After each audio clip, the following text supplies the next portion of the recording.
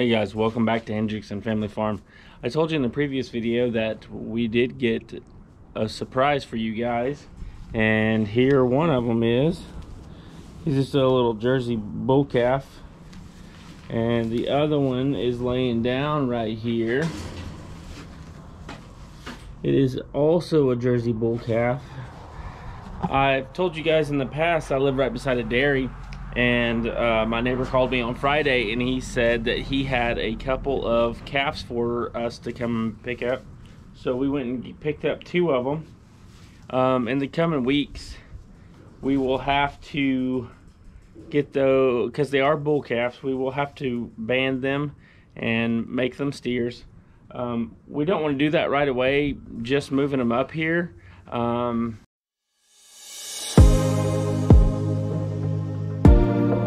If he still had them, he probably would have done it by now, or would have done it probably this week. But the reason why you don't want to do it is because their stomach may get a little upset and stuff with the move. So we want to make sure that they're going to do good and everything on the milk replacer before we go and band them and turn them into steers. So we'll wait a week or two. It ain't gonna hurt anything, and then we'll show you guys bottle feeding them and stuff, probably in the morning, because it will be dark when they're on the feeding schedule they're on currently. It'll be dark whenever it's time to feed them, and the GoPro doesn't do very good filming in the dark. So let's go. Which one are you feeding, Emma? The little one. What's this one's name? Skippy.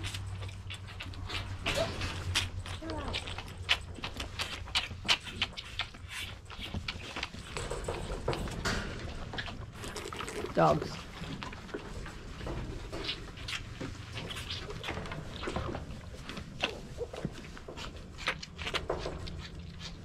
Which one are you feeding, Ava? Chompers. Chompers.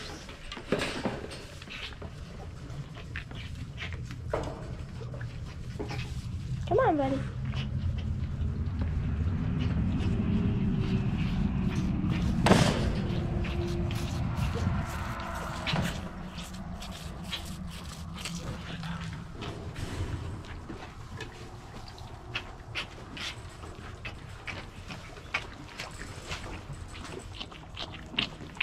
There.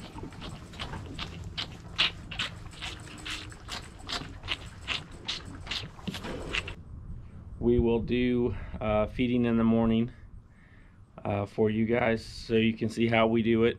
Everybody does it a little different, so we're just going to do it the way that we do it, and you guys can take what you want from it, I guess. But they are going to be like the steer we just took over to the processor. It came from the same place as these two did. One of the good things about raising your own animals for processing is you know what goes into the calves their whole life. You know that there's not going to be any harmful chemicals or anything like that involved with your food production, and I think that's important, especially with all the new harmful stuff there is these days that people can spray on pastures and things like that. It's a good practice to know exactly what your animal's being fed, and there's a little bit of a learning curve too, especially for like young kids. My kids grew up doing this. We've always raised a steer for processing. We've always raised hogs for processing. And it's not that we don't get attached to the animals. We love all of our animals. For us, it's the importance of knowing where our food comes from. And now there's a lot of people, I'm sure, on here that probably don't eat meat, or that maybe they don't eat beef, or they don't eat pork. And I completely understand that. This is just how we live, and that's what we're showing you guys, is how we live on a daily basis. And one of the processes of doing that is raising a couple bottle calves a year. We also do have some beef cows too, but we do the bottle calves because the kids like it. It's fun. We've done the bottle calves for the last 4 years, and we've had really good success with it. And the jerseys. My voice is cracking from yelling at all these basketball games the last couple weeks. One of the good things about the jersey, as a beef, I guess would be a good way to put it, is they're really lean. So you have a lot of good hamburger and stuff like that. You don't have a lot of excess fat waste with the jersey. And the flies are just bugging this guy.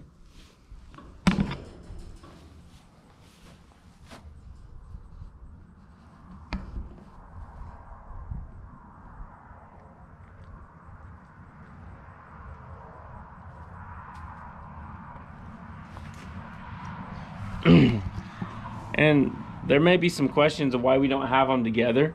And the reason why you can't have the bottle calves together, there are people that do it, and we just don't do it. I've had the issue before. They'll try to nurse on one another, and then like their ears and stuff, and then they'll get like the cauliflower ear, and they'll all swell up and everything. So, but you can put them together. I just don't recommend it. I would get with the person that, maybe if you're looking to buy one, get with the person that has raised them before, and they'll give you their instructions, and surely they've had some pretty good success at it. We've had really good success. We don't put them together until we start giving them grain. About a month and a half, we'll start putting water in there, probably in 2 weeks. Right now all they need is the milk replacer, and we'll throw a little hay in there, and if they nibble on the hay, they nibble on the hay.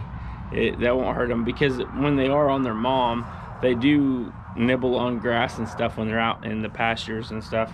But the dairy, they do take them off of their mom because they're after the milk production.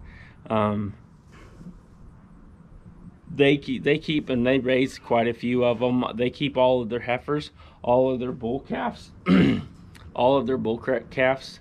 They do take off of them, and they sell them, but they have them sold generally before the calves are even born. I called and I told him that we wanted a couple more of them like a month or two ago, and I told him we wanted some, and he did not have any, and he said the next X amount that he had were already spoken for. So he said whenever he has some, he'll just holler at me, let me know, and that's how we ended up. I'm gonna put this pallet over here to kind of give him a little bit of a sunblock.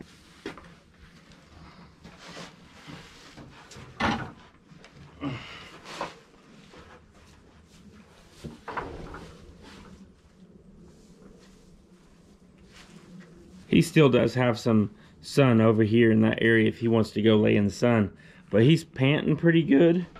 And I just don't want him to get hot and get his stomach upset. That's one big thing you have to watch with bottle calves. When their stomach starts getting upset, you got to be really proactive on taking care of them, because it does not take a whole lot for one of these bottle calves to get real sick. And we try to stay as proactive on them as we can. We come out here, we'll come out and check them 2 or 3 times a day, on top of feeding them. So about 5 or 6 times a day, we'll come out here and we'll check on them. Another big thing to watch out for on bottle calves is you can touch their noses, and if their nose is dry, that means they're not feeling very well. A bottle calf, a calf in general, when their stomach's upset, it will they won't lick their nose very often, and then their nose will stay really dry. You can tell these guys, their noses are pretty wet. They have grass and stuff kind of sticking to it and whatnot. Another thing, whenever you're raising bottle calves, we have found when they start showing their bottom teeth, they don't have top teeth, if you didn't know that. When they show their bottom teeth, their stomach is a little upset. But there are some of them that just show their bottom teeth all the time. They kind of have an underbite and some of them will just show their teeth all the time. They grow out of it, but we've had one that he showed his bottom teeth all of the time, so we couldn't ever tell if his stomach was upset unless his nose was dry. And a good thing to have on hand are some electrolytes. And I'll show you. I have some in the house because like I said, we've had bottle caps quite a few times. There's a couple handy things to have on hand whenever you are raising bottle calves, so you're not getting bottle calves and you're just kind of going in blindly. There's a few things that are really nice to have. So you have Resorb. That's one of the products that we keep. And then Bounce Back here is just another electrolyte, multi-species deal. So the Resorb and the Bounce Back are a couple of the electrolytes that we keep on the farm pretty much all the time. And it's not necessarily brand specific. It's just mainly electrolytes, because if something starts getting dehydrated, you want to be able to have something on hand that you can just give the animals. I don't live a couple minutes from the store where I can go get it, so I have to make sure I keep a few of them on hand, and they're fairly inexpensive. I think they're $1, $2 a piece, so it's just something that I keep on hand in case I need it. Another thing, whenever you're raising bottle babies, whether it's a goat, sheep, or a cow, you want to buy species specific milk replacer. At least that's been my experience with it. And you want to make sure you're getting a milk replacer that does not have soy in it. You want to get the 100% milk. That's another thing that everybody that I know that's raised bottle animals, they have told me, always make sure you get it's the more expensive milk, but you don't have any issues or as many issues. We've rarely have an issue. If I do have an issue, I'll put it up on here, because if it's something I can help you guys with, if you decide to raise a bottle animal, I'd like you guys to have every advantage you can while raising it. And I don't think about a lot of it. I just kind of do it because I've done it for so long. I've been around animals my whole life, so I try to take as best care of them as I possibly can. To me, that's important. There's a lot of people that get in the GMO, non-GMO medication versus no medication. And my point of view on like vaccines and medications for the animals is, if I can alleviate a little bit of suffering by giving them an antibiotic for something being wrong, I'm going to do it. I don't want the animal to be sitting out there suffering and possibly die when all it would have taken is not necessarily a vaccine, but a antibiotic. That's just my point of view. And if you're looking at it as a monetary thing, you know, I'm not necessarily raising those calves for money. It's going to essentially make me money because I'm not going to have to be purchasing meat. So you just have to look at your withdrawal periods on your medication. Almost all medications on the box and bottles all say the withdrawal periods. And if you have any concerns about it, just talk to your vet about it. And they know most of that stuff. Most of them know it off the top of their head, the withdrawal periods on certain antibiotics and wormers and things like that. But that's just my opinion on antibiotics. I'm not necessarily pro antibiotics. I'm not just going to go give them antibiotics all the time. But at the same time, I'm not going to let them sit and suffer. If I can just give them a little bit of antibiotics, whether it be penicillin or whatever the case may be, I'm going to give them the penicillin to try to make them better. That's just like I say, that's just my personal preference. I'm not telling you that you have to use antibiotics or you don't have to use antibiotics. You raise your animals how you think they need to be raised. There's a lot of people right now that are real big on no antibiotics, and I'm just not one of them. I try to treat the livestock like I would my family. If they need to go to the vet, they're going to go to the vet. If they need antibiotics, they need antibiotics. That's just, like I say, personal preference. My wife and I, that's just how we do it. That's how I grew up doing it. Like always, guys, make sure you go down, like, subscribe, ring the notification bell so you get notified of all the new videos. Appreciate it.